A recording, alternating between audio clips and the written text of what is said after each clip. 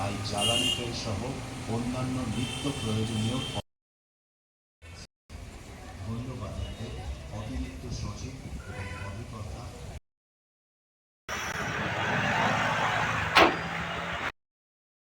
পরিমাণে তেল মজুদ রয়েছে।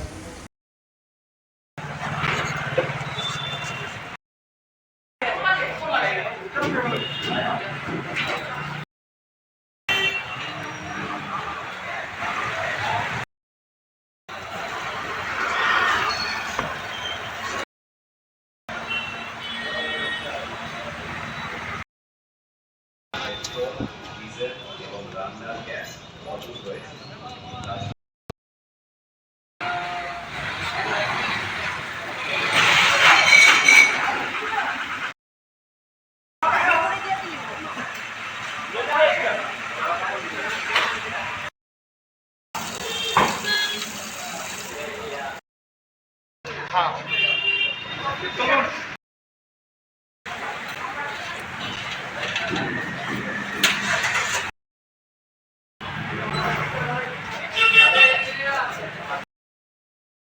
মধ্যরাত থেকে পেট্রোল ডিজেলের দাম বাড়ছে। পেট্রোল বর্তমানে রেট হচ্ছে 100 টাকা 54 পয়সা, আর ডিজেল হচ্ছে 99 টাকা 44 পয়সা। তো পেট্রোল আগের রেট ছিল 97 টাকা 50 পয়সা, 3 থেকে 4 পয়সা বাড়ছে পেট্রোল। আর ডিজেল ছিল 86 টাকা 53 পয়সা, 2 টাকা 51 পয়সা বাড়ছে। মানে টোটাল এখন মানে প্রতি লিটার কত বাড়ছে?